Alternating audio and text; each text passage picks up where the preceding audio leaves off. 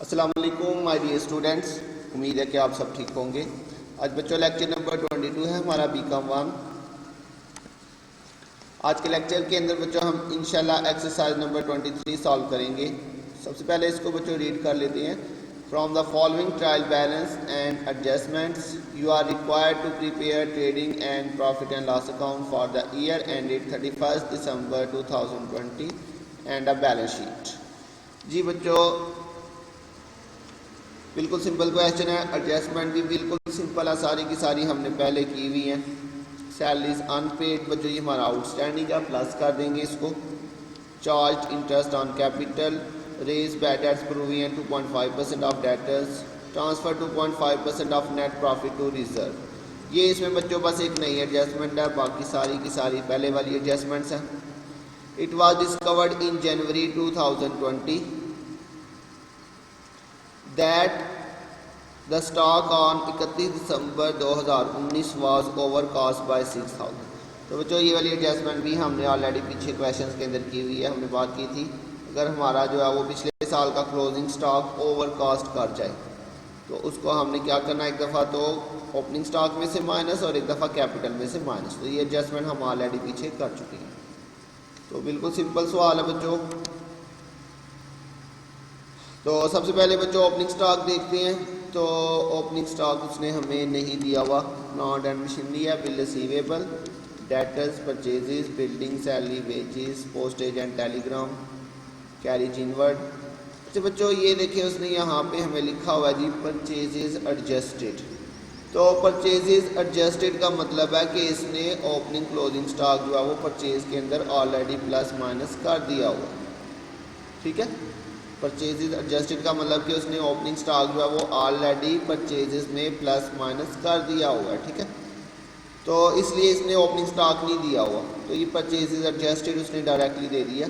अच्छा बच्चों अब ये वाली जो एडजस्टमेंट है जिसे हम ओपनिंग स्टॉक में से मैंने आपको बताया, ये देखिए लिखा हुआ है जी the stock on 31 December 2019 was overcast. तो बच्चों ये पिछले साल का 2019, ये देखिए हम 2020 का क्वेश्चन कर रहे हैं।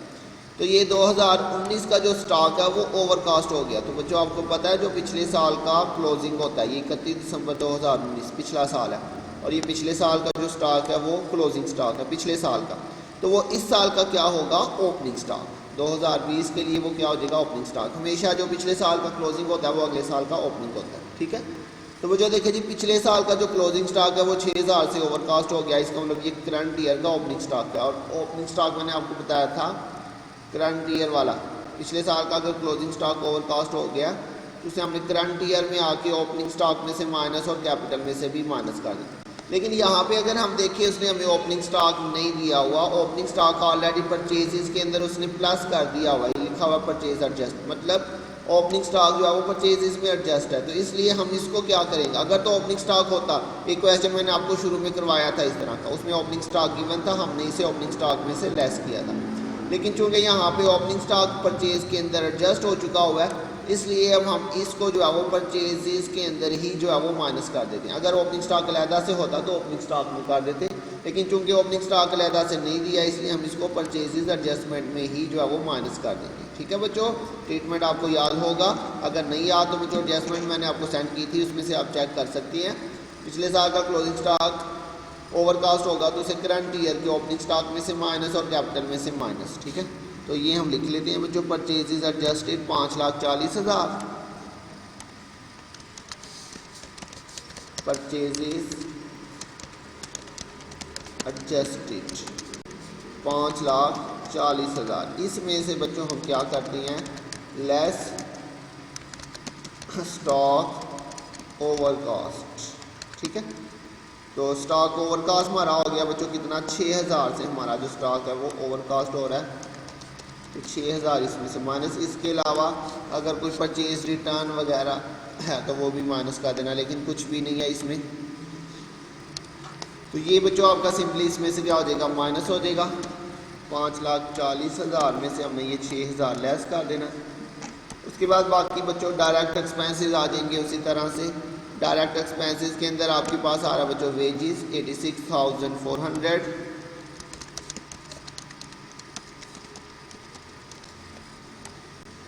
उसके बाद बच्चों कैरिज आउटवर्ड इनडायरेक्ट एक्सपेंस है हमारा, cash in hand, cash advance. जी बच्चों, और इसके अलावा कोई भी हमारे पास डायरेक्ट एक्सपेंस नहीं। दूसरी साइड पे आ जाए, सेल आ जाएगा आपके पास। यहाँ पे सेल उसने हमें बच्चों यहाँ पे दी हुई है जी 13,90,200। ये सेल है बच्चों 13,90,200। अच्छा बच्चों, इसमें से कुछ भी जो है वो माइनस होने वाला नहीं है। इसमें से सेल रिटर्न उसने हमें नहीं दिया हुआ, तो सेल रिटर्न तो यहाँ पे नहीं दिया हुआ बच्चों, तो इसलिए इसमें से हमने कुछ भी नहीं माइनस किया। इसके अलावा बच्चों क्लोजिंग स्टॉक उसने हमें एडजस्टमेंट में नहीं दिया, बल्कि ट्रायल बैलेंस में दे दिया। तो आपको याद होगा मैंने बताया था, अगर ट्रायल बैलेंस में क्लोजिंग स्टॉक आ जाए तो आपने उसका सिंगल इफेक्ट करना है और वो बैलेंस शीट में होगा। ठीक है, तो यहाँ पे ट्रेडिंग अकाउंट में इसका कोई इफेक्ट नहीं होगा। बस ये बिल्कुल सिंपल सा क्वेश्चन यहाँ पे आ गया।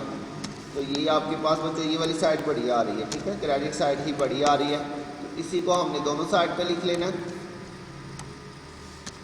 ये आपके पास क्रेडिट साइड है और ये आपके पास बच्चों डेबिट साइड है।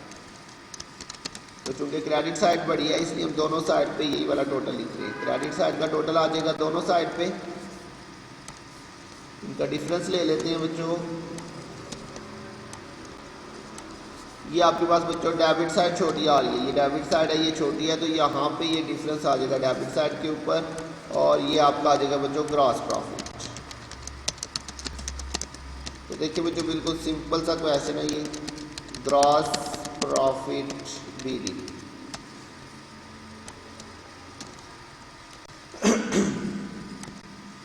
जी बच्चों, अब इसके अलावा बाकी जो एक्सपेंस आएंगे आपके पास, सैलरीज आ रहा आपके पास 66,000 और इसकी एडजस्टमेंट भी है बच्चों अनपेड। अनपेड का मतलब आउटस्टैंडिंग ही होता है, तो outstanding unpaid arrear owing due ये बच्चों प्लस करेंगे इसमें। तो सैलरीज आ जाएंगी 66,000 और इसमें बच्चों आपने ऐड कर लेना है अनपेड। तो अनपेड बच्चों हमारे पास एडजस्टमेंट में गिवन है 54,000। दोनों का टोटल कर लेते हैं बच्चों।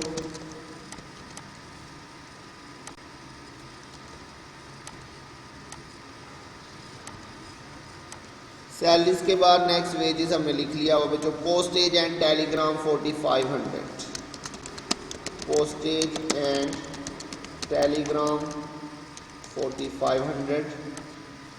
इसके बाद ओ सॉरी बच्चों, कैरिज इनवर्ड हमारा डायरेक्ट एक्सपेंस है, ये हमने लिखा ही नहीं 4500, तो यहाँ पे लिख लेते हैं इसके अंदर।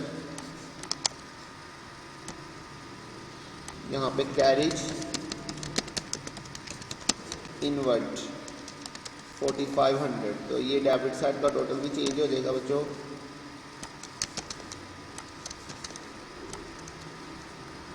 तो ये हमारे पास जो ग्रॉस प्रॉफिट है वो ऑटोमेटिकली बच्चों चेंज हो गया।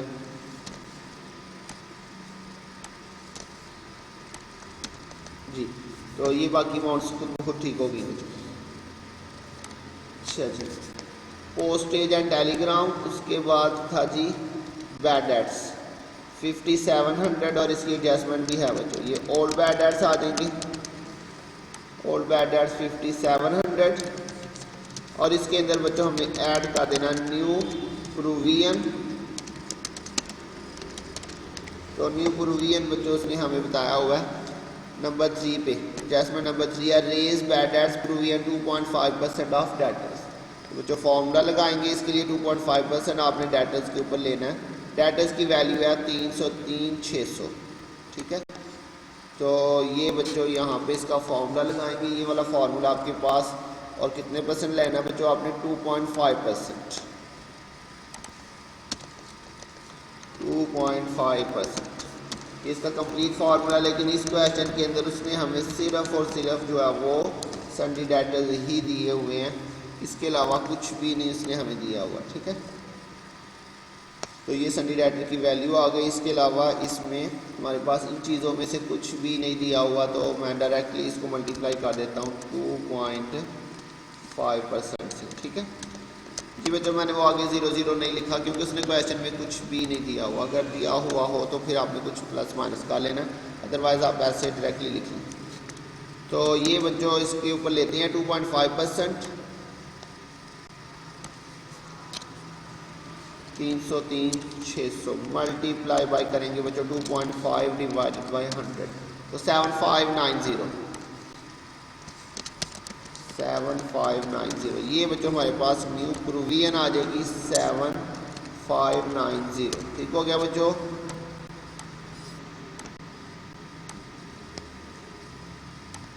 सेवन 7590 इन दोनों को प्लस कर लेते हैं यहाँ पे।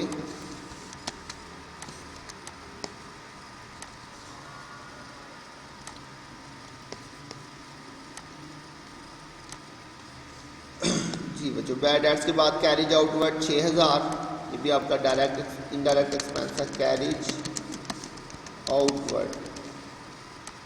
आउटवर्ड 6000 है बच्चों। नेक्स्ट आपके पास है जी जनरल एक्सपेंसेस 9000,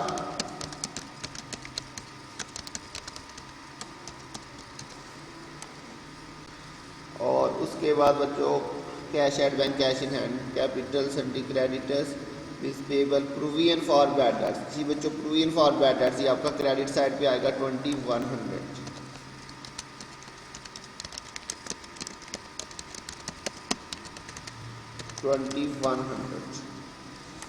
और इसके साथ बच्चों रिजर्व, ये बच्चों हमारे पास न्यू पॉइंट आया, इससे पहले किसी सवाल में नहीं आया। इसे बच्चों आपने बैलेंस शीट में लॉन्ग टर्म लायबिलिटी में लिखना है। ठीक है, तो इसके अलावा बाकी सारी चीज़ें हमने लिख ली। जी बच्चों, अब एडजस्टमेंट पे आ जाए।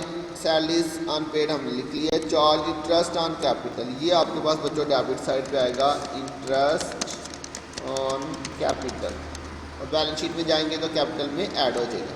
कितने परसेंट लेना बच्चों इंटरेस्ट ऑन कैपिटल? 5%। तो कैपिटल की वैल्यू है बच्चों ये 4,20,000, इसके ऊपर आपने 5% लेना है। 4,20,000 मल्टीप्लाई बाय 5/100, तो ये 21,000 आपके पास बच्चों ये आ रहा है इंटरेस्ट ऑन कैपिटल। ठीक है, आप डायरेक्टली इसको कैलकुलेटर से कर सकते हैं। ये वाला हो गया बच्चों।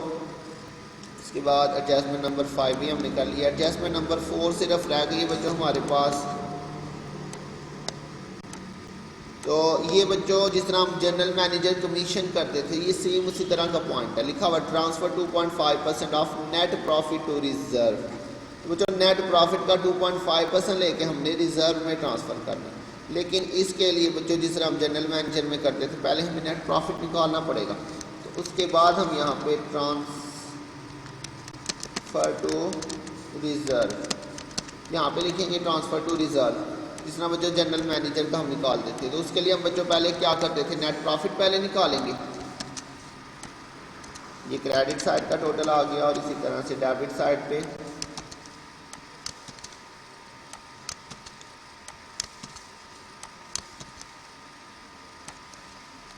तो बच्चों ये डेबिट साइड आ गई।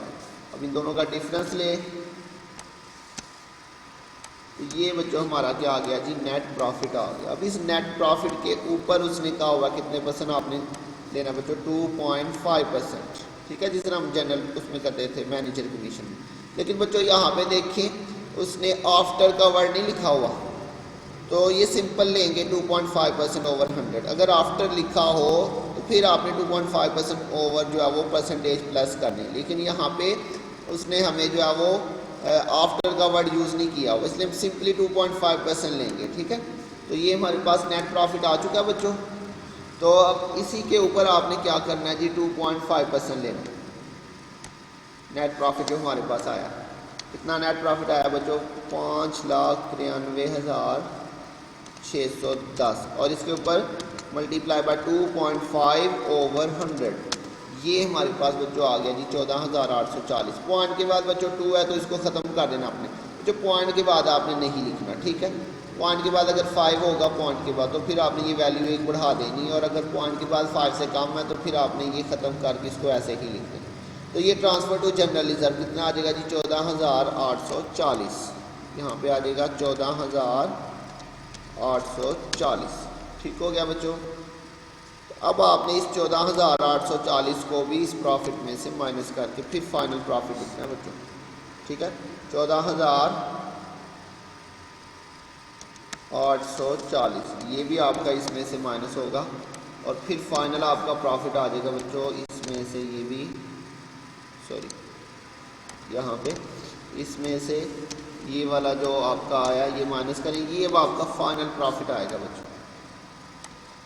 और यहाँ पे बच्चों क्रेडिट साइड बढ़िया आ रही थी, ये वाली देखें जी क्रेडिट साइड बढ़िया, इसलिए हम यही वाली साइड दोनों साइड पे लिखेंगे। जो क्रेडिट साइड थी हमारे पास, इसी का टोटल दोनों साइड पे लिखा जाएगा। और यहाँ पे बच्चों नेट प्रॉफिट आ जाएगा आपके पास। अच्छा बच्चों, नेट प्रॉफिट कौन सा आएगा, ये वाला, ठीक है। आपने हमेशा जो है वो कमीशन वगैरह या जैसे यहाँ पे ट्रांसफर टू रिजर्व निकाला, ये आपने इस प्रॉफिट का लेना है। ये हमारा प्रॉफिट था, ठीक है। अब इस प्रॉफिट के ऊपर हमने 2.5% जो लिया वो हमने यहाँ पे लिखा, और उसको आपने बच्चों इस प्रॉफिट में से माइनस करके जो फाइनल प्रॉफिट आएगा ये वाला आपने यहाँ पे लिखना। तो ये हमारे पास फाइनल प्रॉफिट आएगा, ठीक है।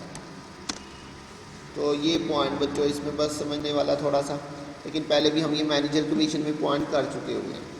तो आप इसी तरह से इसकी वर्किंग कर सकते हैं, ठीक है। आपने क्रेडिट साइड का टोटल करना और फिर आपने डेबिट का टोटल करना, उनका डिफरेंस लेना है। तो ये आपका नेट प्रॉफिट आएगा। तो इस नेट प्रॉफिट के ऊपर आपने कमीशन चार्ज करनी है या जो भी ट्रांसफर टू रिजर्व है वो आपने यहाँ पे लिखा, और उसको आपने इस नेट प्रॉफिट में से बच्चों माइनस करके फिर जो फाइनल नेट प्रॉफिट आएगा वो लिखना है। और इनमें से आपने उसी तरह से जो बड़ी साइड है वो आपने लिखनी है। तो क्रेडिट साइड बड़ी थी इसलिए हमने वो दोनों साइड पे लिखी। उसके बाद बच्चों बैलेंस शीट। बैलेंस शीट के अंदर सबसे पहले हमारे पास करंट एसेट्स आ जाएंगे। करंट एसेट्स के अंदर बच्चों कैश इन हैंड और कैश एट बैंक उसने हमें दिया हुआ है। कैश इन हैंड बच्चों कितने हैं जी, 4800, और कैश एट बैंक बच्चों उसके साथ ही दिया 31,800। ठीक हो गया बच्चों। इसके बाद नेक्स्ट हम लिखते हैं डेटर्स, ये सन्डी डेटर्स।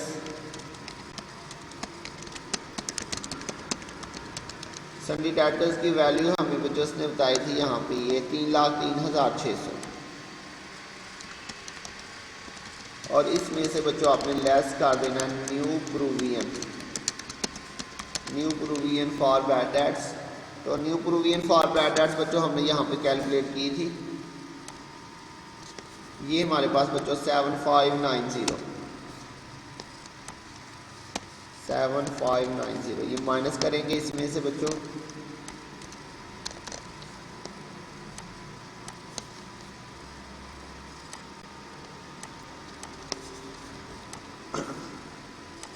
इसके अलावा बच्चों क्लोजिंग स्टॉक, ये देखिए ट्रायल बैलेंस हमें गिवन है 1,80,000। तो इसका सिंगल इफेक्ट मैंने बताया था बैलेंस शीट में करेंगे। क्लोजिंग स्टॉक कितनी बच्चों इसकी वैल्यू है जी, 1,80,000।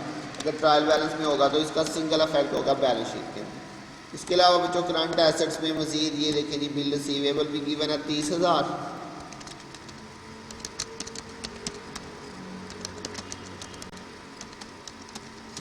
और इसके अलावा करंट एसेट्स में देख लेते हैं हमारे पास, और बच्चों कुछ भी नहीं करंट एसेट्स के अंदर। इसके अलावा एडजस्टमेंट में से भी हमारे पास और कुछ भी नहीं आना जी बच्चों। उसके बाद आज ये लॉन्ग टर्म इन्वेस्टमेंट नहीं है। उसके बाद फिक्स्ड एसेट्स आ जाएंगे आपके पास। फिक्स्ड एसेट्स के अंदर उसने हमें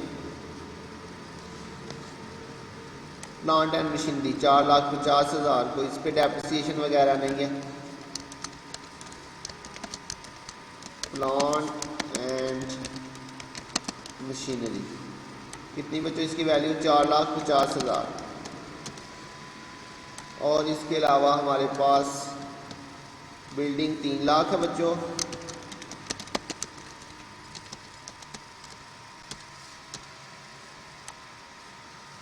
के बाद नेक्स्ट हमारे पास कोई भी फिक्स्ड एसेट्स नहीं है जी बच्चों। दूसरी साइड पे आ जाए करंट लाइबिलिटीज के अंदर।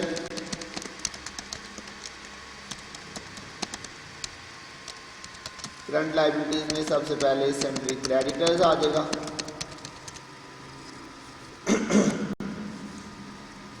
सन्ड्री क्रेडिटर्स बच्चों ये दिया हुआ है 60,000। और इसके अलावा बच्चों उसने हमें ये इसके साथ ही बिल्स पेबल भी दिया हुआ है 30,000।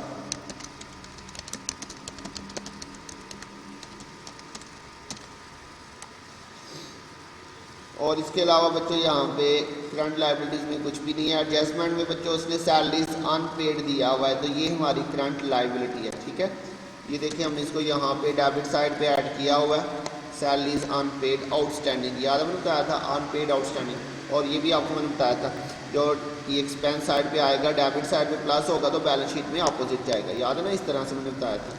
जो भी आउटस्टैंडिंग आएगा एक्सपेंस तो वो बैलेंस शीट में करंट लाइबिलिटीज़ में जाएगा। तो ये यहाँ पे आ जाएगा बच्चों सैलरीज अनपेड। जी बच्चों, सिर्फ जो सैलरीज अनपेड है वो लिखनी है आपने, कितनी है 54,000। ठीक हो गया बच्चों। इसके अलावा कोई करंट लाइबिलिटी नहीं। लॉन्ग टर्म लाइबिलिटीज़ में आ जाए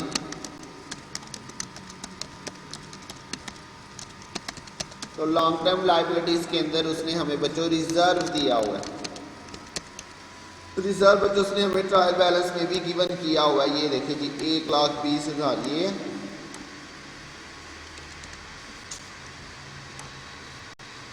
1,20,000 ये वाला, और इसके अंदर बच्चों आपने ऐड कर देना है जो हमने इसमें न्यू ट्रांसफ़र किया है, ऐड ट्रांसफ़र। जी बच्चों ये देखिए जी ये एडजस्टमेंट में था transfer 2.5% of net profit to reserve. तो एक दफ़ा तो बच्चों इसको आपने प्रॉफिट एंड लॉस में डेबिट साइड पे लिखा और एक दफ़ा रिजर्व में जाके प्लस भी कर देना। अच्छा बच्चों, अगर उसने आपको ये वाला रिजर्व ना दिया होता ट्रायल बैलेंस में तो फिर आपने इसी अमाउंट को जो एडजस्टमेंट वाली है वो ही आपने यहाँ पे लिख देनी थी। लेकिन चूंकि यहाँ पे ऑलरेडी ट्रायल बैलेंस में भी गिवन है तो इसी के अंदर आपने बच्चों आके क्या करना है, ये जो ट्रांसफ़र टू रिजर्व हमने निकाला वो आपने इसके अंदर प्लस कर देना। तो ये इन दोनों का टोटल आ जाएगा यहाँ पे आपके पास। अगर ये 1,20,000 ना दिया होता तो आपने सिंपली ये यहाँ पे लिख देना था रिजर्व। ठीक है, उसके बाद बच्चों आ जाएगा जी ऑनर्स इक्विटी। ऑनर्स इक्विटी में कैपिटल आ जाएगा आपके पास। कैपिटल उसने हमें दिया हुआ बच्चों 4,20,000 और इसके अंदर हमने प्लस कर लेना जी नेट प्रॉफिट। नेट प्रॉफिट बच्चों हमारे पास ये आया था जी, तो ये इसके अंदर हमने प्लस कर देना है और इसमें से अगर ड्राइंग्स है तो वो माइनस करनी है। लेकिन मुझे लगता है बच्चों ड्राइंग्स उसने क्वेश्चन में नहीं दी हुई। जी बच्चों ड्राइंग्स हमारे पास नहीं है, लेकिन बच्चों ये वाली एडजस्टमेंट है इसमें एक, इसके अलावा ये इंटरेस्ट ऑन कैपिटल भी है। तो जी बच्चों यहाँ पे क्या करते हैं, इसके साथ ही यहाँ पे ऐड करेंगे इंटरेस्ट ऑन कैपिटल। अच्छा बच्चों ये मैं जिस तरह से करवाता हूँ पता नहीं बच्चे जो है वो खुद से इसमें अपने जो है वो फार्मूले अपने तरीके यूज़ कर रहे होते हैं। मैंने किसी क्वेश्चन के अंदर भी जो है वो इस तरह से नहीं करवाया कि आपको अलग-अलग से प्लस करवाया हो, लेकिन कुछ बच्चे पता नहीं क्या उनको मसला होता है। कैपिटल ऐड पहले वो नेट प्रॉफिट करके यहाँ पे लिखते हैं, फिर उसके बाद ऐड उसमें इंटरेस्ट ऑन कैपिटल करके यहाँ पे लिखते हैं, उसके बाद फिर लेस ड्राइंग उसका टोटल, और फिर पता नहीं इतना लंबा बच्चों प्रोसेस करते हैं। तो कई दफ़ा मैंने आपको समझाया कि आपने बच्चों सिंपली क्या करना है, जितनी भी चीज़ें प्लस होनी है वो सारी एक दफ़ा ही प्लस करनी है। ठीक है, 1 बाई 1 नहीं आपने एक एक को प्लस करना, जितनी भी चीज़ें प्लस होनी है वो सारी एक दफ़ा प्लस करनी है आपने। तो ये इंटरेस्ट ऑन कैपिटल हमने बच्चों यहाँ पे निकाला था 21,000। ठीक है, तो अब ये देखिए जितनी भी चीज़ें प्लस होनी है वो आपने एक दफ़ा ही प्लस कर लेनी है इसके अंदर। तो ये प्लस करके यहाँ पे इन तीनों का टोटल आ जाएगा और इसमें से अब बच्चों अगर कोई चीज़ माइनस होनी है तो वो आपने यहाँ से माइनस कर देनी है। तो इसमें से बच्चों अब लेस करते हैं स्टॉक ओवर कॉस्ट। जो हमारे पास बच्चों पिछले साल का क्लोजिंग स्टॉक ओवर कास्ट हो गया था, ये वाला 2019 का जो स्टॉक था वो ओवर कास्ट हो गया। तो इसका मैंने आपको ट्रीटमेंट बताया, एक दफ़ा तो ओपनिंग स्टॉक में से माइनस और एक दफ़ा जो है वो कैपिटल में से माइनस करेंगे। तो ये बच्चों इसमें से माइनस हो जाएगा। अब इसका टोटल निकालते हैं बच्चों।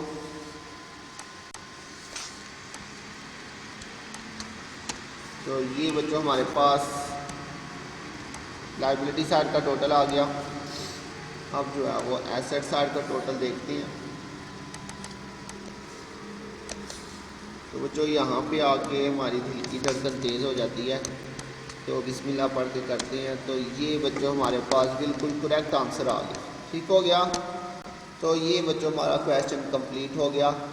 तो इसमें बस ये दो एक ही न्यू एडजस्टमेंट थी बच्चों, ये वाली transfer 2.5% of net profit to reserve. लेकिन इसका ट्रीटमेंट बच्चों बिल्कुल जो है वो जनरल मैनेजर कमीशन की तरह मैंने आपको बताया कि आपने जो है वो नेट प्रॉफिट निकाल के उसका 2.5% लेना है पहले कि आपने नेट प्रॉफिट निकाला, इसका 2.5% आपने लेके यहाँ पे लिखना है और फिर इसको आपने इसमें से माइनस करके जो आएगा वो आपने नेट प्रॉफिट यहाँ पे लिखना है।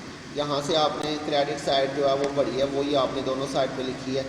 और दूसरा फैक्ट बच्चों बैलेंस शीट में जाके मैंने बताया लॉन्ग टर्म लाइबिलिटी, अगर ऑलरेडी कोई रिज़र्व है तो उसमें प्लस कर दें, अगर ऑलरेडी कोई रिज़र्व ना हुआ तो आपने इसको डायरेक्टली यहाँ पे रिज़र्व लिख देना 14,840।